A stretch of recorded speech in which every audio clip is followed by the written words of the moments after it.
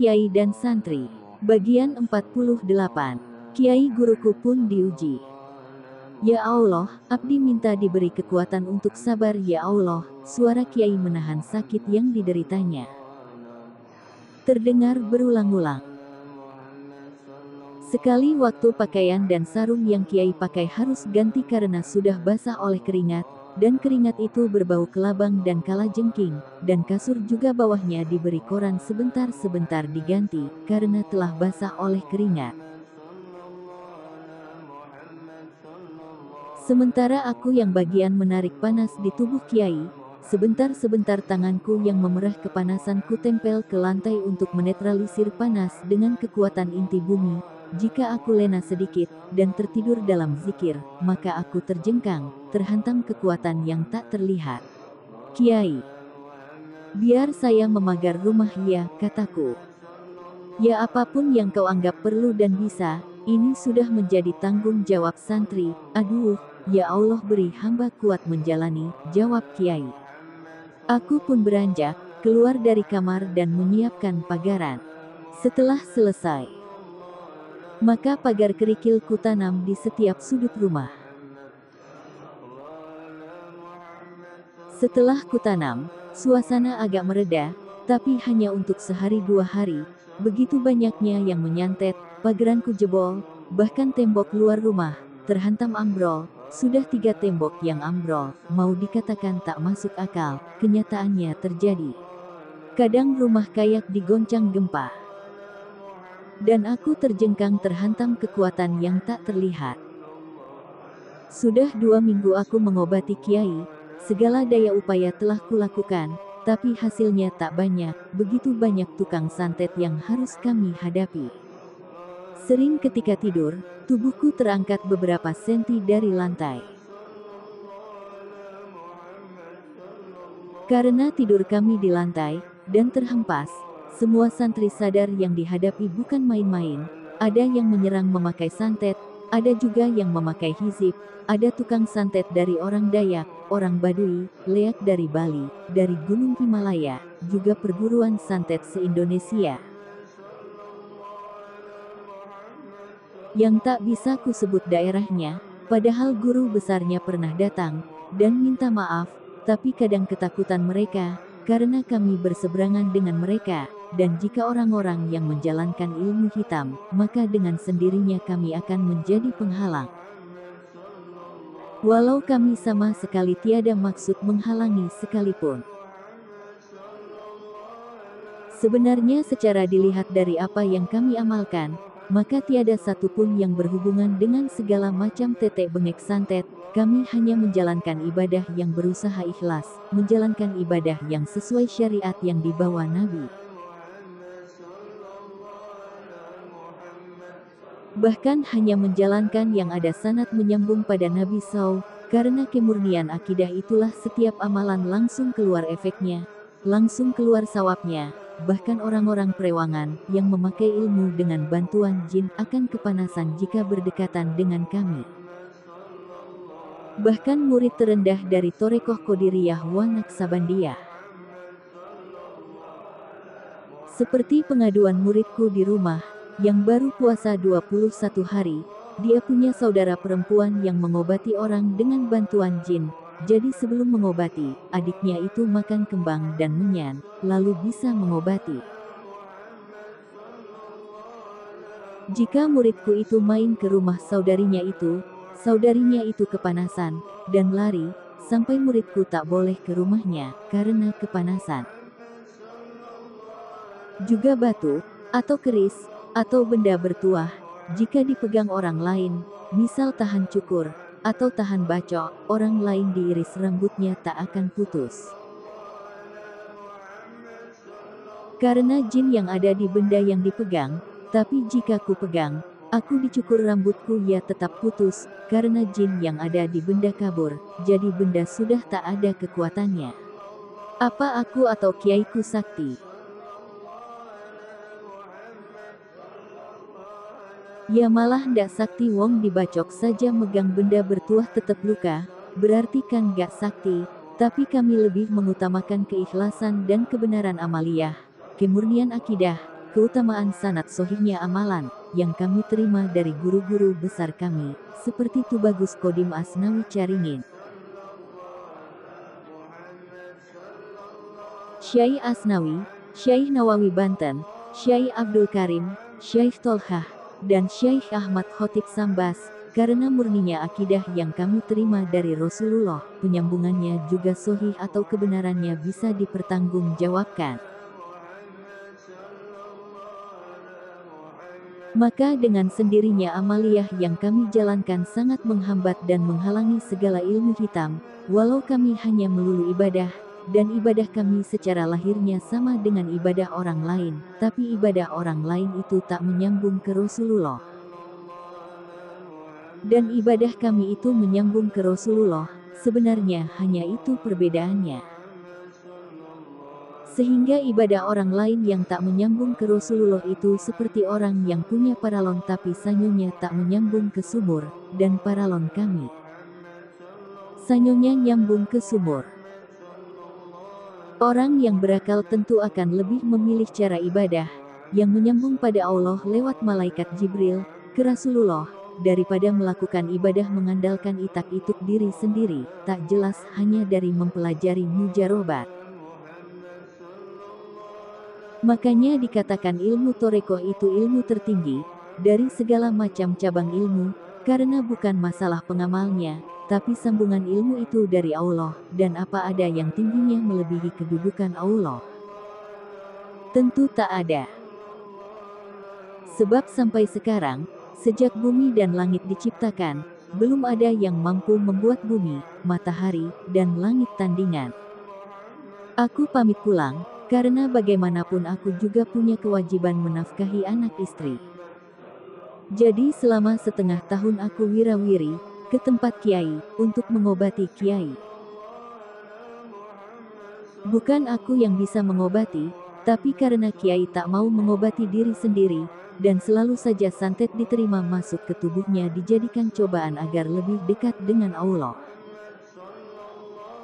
Juga tentunya tubuh kiai seperti sarana praktek untuk ilmu kami, apa ada seorang guru yang menyediakan diri untuk praktek muridnya.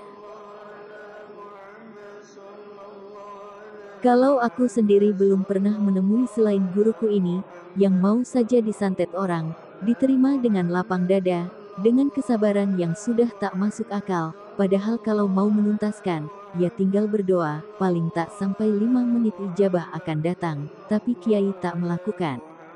Di perjalanan, aku membayangkan andai aku punya majelis yang besar, yang terbuka dan tak terbatas seperti sekarang, untuk semua murid torekohku yang entah pengen mampir ke majelisku dengan keluarganya atau rombongannya, maka tempat tersedia, kamar menginap ada. Dan bisa untuk transit jika ada yang pulang ke Jawa dari Jakarta, sekalian berkumpul menuangkan rindu, hati yang terikat saling mencintai karena Allah. Aku selalu ingat kata-kata kiaiku, murid-muridku adalah keluargaku. Aku juga ingin seperti kiai, kesusahan mereka juga berarti kesusahanku. Bahagia mereka berarti kebahagiaanku, kasih kami melebihi kasih saudara. Ketika berkumpul, tak ada sama sekali saling merasa lebih baik, atau lebih tinggi, semua sama, kekerabatan karena Allah, kecintaan karena Allah, dan aku ingin menjadi fasilitator, tempatku yang dijadikan berkumpul.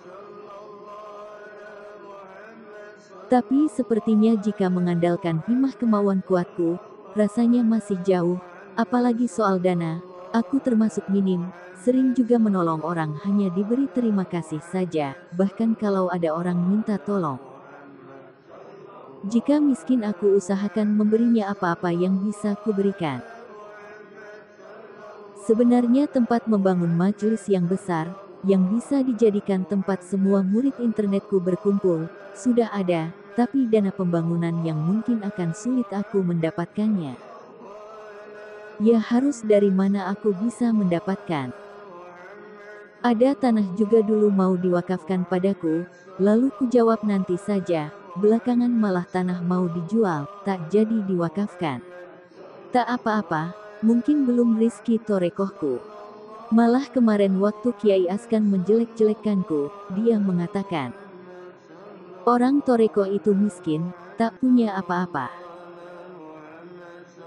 Aku sempat panas juga, tapi aku segera istighfar, ya tak apa-apalah miskin, asal berguna bagi orang lain, sebab kebahagiaan bisa mendoakan orang sakit, yang kemudian sembuh, itu tak bisa dirasakan orang yang seperti Kiai Askan itu. Yang di pikirannya takut kesaingan, lah kok agama kok saing-saingan, memangnya ada. Yang terakhir ini dia mau membuat jamaah zikir tandingan, katanya untuk umur panjang, memangnya orang bisa memulur panjang pendekkan umur, ada-ada saja, lagian orang umur 100 saja tak mati-mati. Juga jadi jompo dan tersiksa, kemana-mana sudah jalan susah, makan jagung goreng 1 biji saja bisa sebulan tak hancur-hancur, cuma diemut aja. Apalagi kalau umur sampai 300-an tahun, gak kebayang lah, kecuali orang-orang yang memang diberi keutamaan oleh Allah. Daar. Daar. Terdengar ledakan berkali-kali, di sampingku, di luar bas, seperti petasan, bas pun berhenti dan menepi, kondektur memeriksa roda, lalu masuk lagi. Apa ada yang meletus rodanya? Tanya sopir. Ndak ada, tak tahu apa yang meledak. Mungkin dilempar petasan sama bonek, jawab kondektur. Aku diam saja, tentu tak bilang, kalau itu adalah santet yang diarahkan padaku, ya kalau aku bilang bisa-bisa diturunkan, demi keselamatan penumpang lain, aku hanya konsentrasi, mengitari bas dengan kekuatan prana, dan doa. Agar bas selamat sampai tujuan. Di jalan ada 2 orang naik bas, seorang tua dengan anak gadisnya yang seperti pincang mengaduh-aduh. Duduk di kursi berseberangan di kursi yang aku duduki. Sudah jangan mengeluh, nanti setelah sampai kita pijitkan ke tukang urut. Agar kesleongnya dibetulkan, kata bapaknya. Tapi sakitnya minta ampun Pak, kata anak perempuannya. Aku segera konsentrasi, dengan kekuatan doa dan prana, kuraba kaki perempuan itu. Lalu ku betulkan tanpa menyentuh barang sedikit pun. Loh kok sakitnya hilang Pak, kata perempuan itu bahagia. Ah jangan ngayal kamu. Iya Pak benar sudah sembuh, jawab anaknya, dan berdiri melompat-lompat di dalam bas. Sudah-sudah jangan ribut, kata bapaknya. Aku hanya senyum bahagia. Syukur alhamdulillah, Allah memberi anugerah kebisaan padaku. Sampai juga bas di Jawa Tengah, kota yang menurutku sangat tak bersahabat udaranya, karena pencemaran yang telah melewati batas, sungai yang menghitam, dan udara yang berdebu, juga membawa angin yang kental berisi obat pewarna kimia. Sungai yang airnya menghitam diserap matahari menjadi uap, dan dihembus angin menjadi udara yang dihisap manusia. Aneh aku kalau di Jawa Tengah pastilah terkena asma, tapi kalau keluar dari Jawa Tengah asma kok sembuh.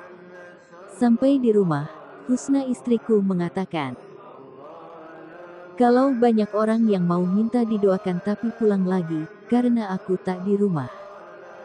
Lo kenapa tidak nelpon, ngasih kabar, kan doanya bisa ditransfer, kataku.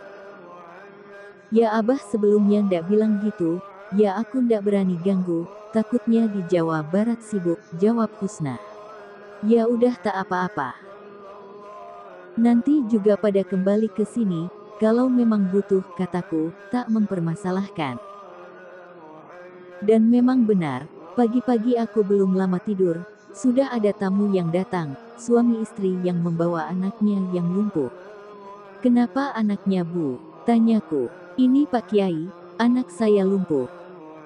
Jawab ibunya. Awalnya kenapa? Tanyaku lagi. Awalnya tak tahu, tiba-tiba jatuh dan lumpuh, dan sudah 5 bulan, jadi sudah kami bawa berobat kemana-mana tapi kok ya ndak sembuh juga, lalu ada orang yang menyarankan untuk meminta doa pada Pak Kiai. Siapa tahu jodoh, jelas ibu itu. Coba kesinikan anaknya, kataku sambil mengambil anaknya dan kupangku, lalu ku sentuh kakinya perlahan, kemudian malah akan bingung sendiri. Setelah selesai ku berikan lagi ke ibunya, dan ku berikan air mineral sambil menjelaskan cara pakainya. Setelah dirasa cukup, suami istri itu pamitan. Seminggu kemudian sudah datang lagi, sambil membawa 1 dus oleh-oleh. "Ini untuk Pak Kiai," kata perempuannya. "Wah, apa ini, Bu?" tanyaku. "Ini hanya sekedar rasa terima kasih kami."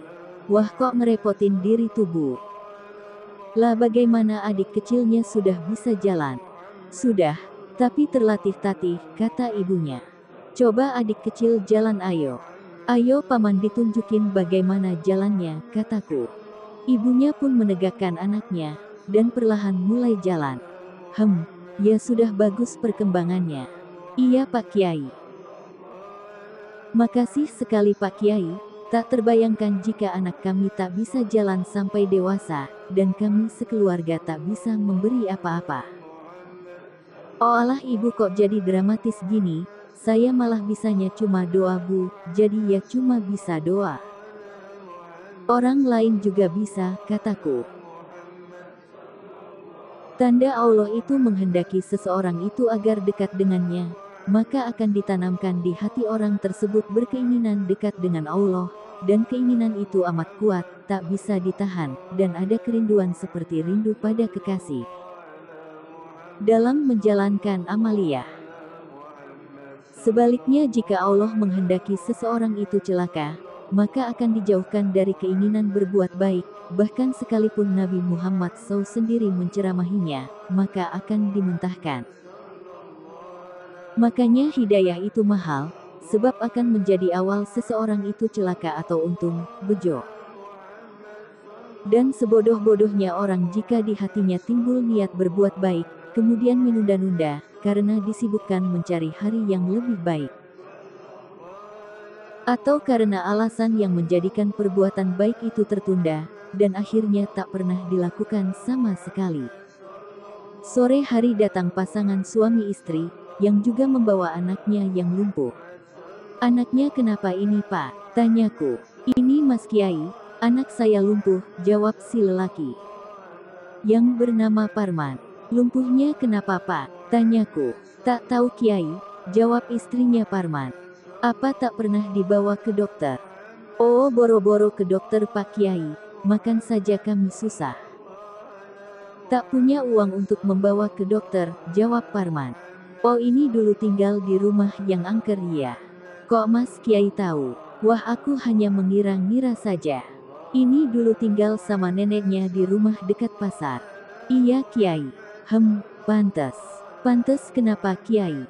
"Ya lumpuhnya hanya tempat tinggalnya ada jin yang berbentuk ular, nah jin itu yang menghisap saripati bayi, sehingga jadinya tumbuhnya tak wajar." "Ini umur berapa?" "Ini umurnya sudah 8 tahun Kiai," jawab Parman. "Iya nanti saya kasih air, tolong diminumkan kalau mau tidur, dan kalau bangun tidur juga diusapkan ke kakinya," jelasku. "Maaf kami tak bisa memberi apa-apa Kiai," kata Parman. "Apa aku ini kelihatan minta apa-apa tuh Pak Parman?" "Tidak Kiai, oh ya saya juga ingin didoakan, agar saya dimudahkan dalam mencari rizki. Sebab selama ini kok hidup saya susah terus," kata Pak Parman. "Ikut saja zikir di majelis zikirku, insya Allah rizkinya akan dimudahkan." "Wah maaf Kiai, saya kalau duduk lama suka kesemutan." "Lo kalau suka kesemutan kurasa semua orang mengalami kesemutan tuh Pak Parman." "Lawong saya saja kesemutan." "Iya Kiai, kapan-kapan saja." "Ya tak apa-apa." Sebulan kemudian istri Parman datang ke rumah. Dia menangis-nangis. "Loh kenapa Bu?" tanyaku heran. "Tolong saya Kiai." "Lah kenapa? Anaknya sudah bisa jalan belum?" "Sudah Kiai, tapi ini bukan masalah itu." "Terus masalah apa?" "Ini masalah bapaknya." "Kenapa dengan suaminya?" "Kang Parman ditangkap polisi, dan sekarang di penjara." "Loh masalahnya apa?" "Ya saya juga sudah memperingatkan ke bapaknya." Jangan suka main judi togel, tapi bapaknya itu tak mau dengar. Waktu ada penggerebekan, lalu bapaknya tertangkap. Tolong Kiai, tolong, hanya dia sandaran keluarga kami. Kalau dia di penjara, kami harus bagaimana? Maaf Bu, saya kan cuma berdoa pada Allah, jadi saya itu tak bisa apa-apa. Kayak anak ibu bisa jalan yang asalnya kakinya lumpuh itu sama sekali bukan perbuatan saya, tapi pertolongan Allah, dan Allah itu maha suci, dia melarang perbuatan yang merusak, seperti judi, zina, jadi kalau Allah kemudian membantu orang berjudi, atau membantu orang yang menggugurkan kandungan karena perbuatan zina, maka bukan lagi namanya Allah yang suci dari cela, kataku. Jadi Kiai tak bisa menolong. Ya aku juga tak punya kedudukan di kepolisian, tentu aku tak bisa menolong Bu. Maaf, kataku. Jika seseorang diperingatkan dengan cara halus, yaitu puasa, zikir, uslah, duduk istiqomah, tak mau, maka seseorang akan diperingatkan dengan cara kasar, seperti makan tak bisa, bisa karena sakit, atau tak punya uang, atau dalam penjara, atau lari dari desanya, digulung banjir, diguncang gempa. Dan Allah itu sanggup membolak-balikkan hati, juga sanggup membolak-balikkan bumi. Itulah, hidayah itu amat mahal, jika sebelumnya orang tahu akan nasib yang dialami, kukira seperti Parman juga akan lebih memilih duduk semuten daripada duduk di balik terali besi. Pagi jam 8.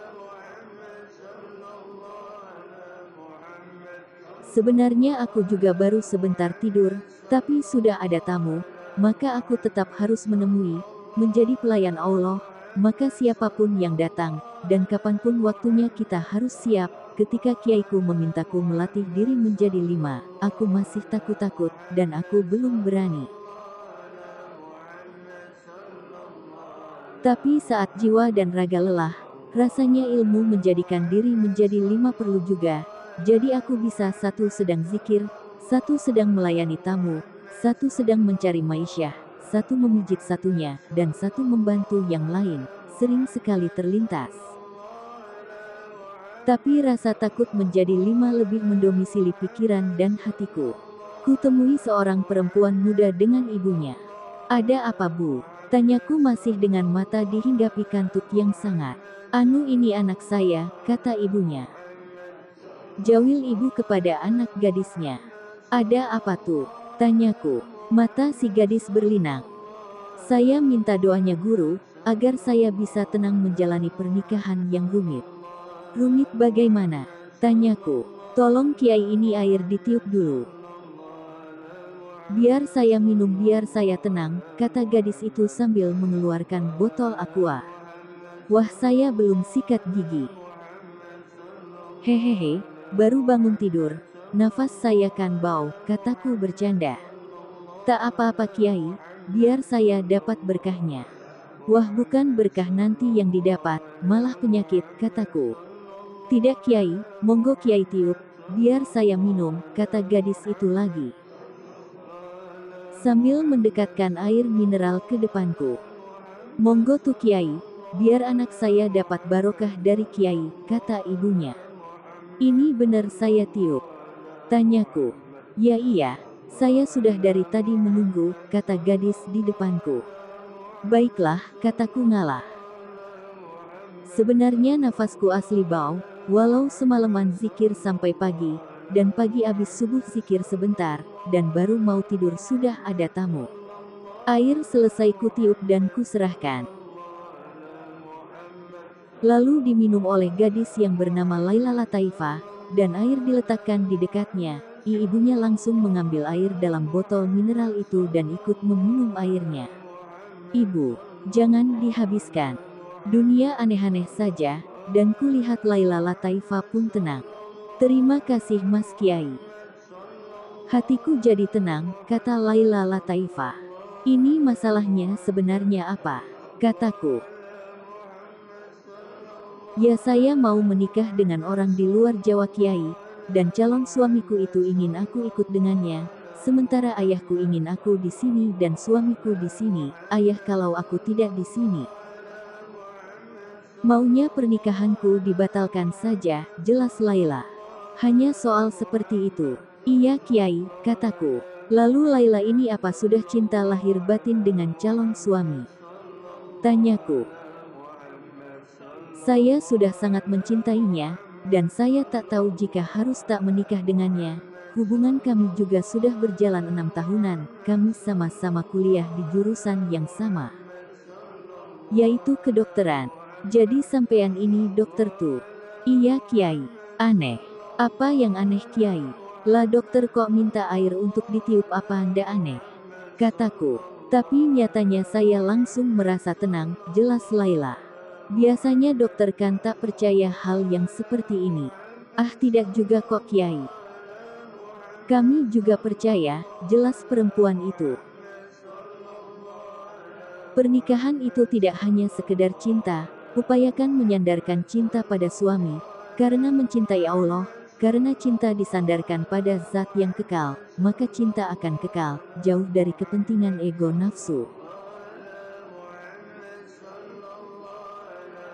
Allah memerintahkan seorang istri tunduk pada suami, jadi tunduklah dan layani suami karena Allah memerintah, bukan karena siapa suaminya. Siapa yang melayani suami, dengan ikhlas dan cinta karena Allah, maka bila diajak tidur, pahalanya akan seperti pahala haji dan umroh, yang diterima wanita itu.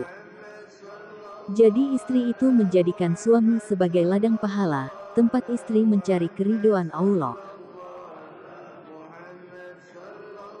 Jika perkawinan didasarkan bukan karena cinta nafsu, wajah tampan, maka cinta itu akan kekal. Istri akan berusaha sekuat daya membahagiakan suami dengan pelayanannya yang maksimal, karena harapan untuk memperoleh ridho Allah.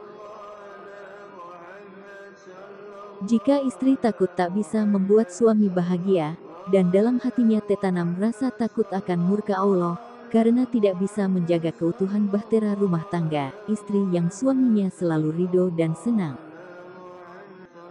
maka istri seperti itu akan diperintah memilih dari pintu mana dia mau masuk surga, jelasku. Begitu juga seorang suami, yang mencintai istri karena Allah, bukan karena sekedar kecantikan, yang selalu melindungi dan memberi bimbingan. Ingat, memberi bimbingan bukan mengalahkan atau menguasai, tapi memberi contoh dengan akhlak mulia. Memerintah dengan dialog cinta dan kasih sayang. Bukan memaksakan kehendak, segala kemauan dan perintah wajib diikuti, sebab seorang yang ikhlas memerintah itu sama sekali tak ingin perintahnya diikuti. Kalau ingin perintahnya diikuti, ditaati, maka dia telah gagal menjadi suami, dan upayanya menjadi Tuhan atas istrinya tak akan terlaksana, sebab sejak dulu manusia yang berusaha menjadi Tuhan itu tak pernah sukses kecuali pasti ditentang, sebab kodrat manusia itu sebagai hamba, bukan sebagai Tuhan. Bersambung. Bagian 49.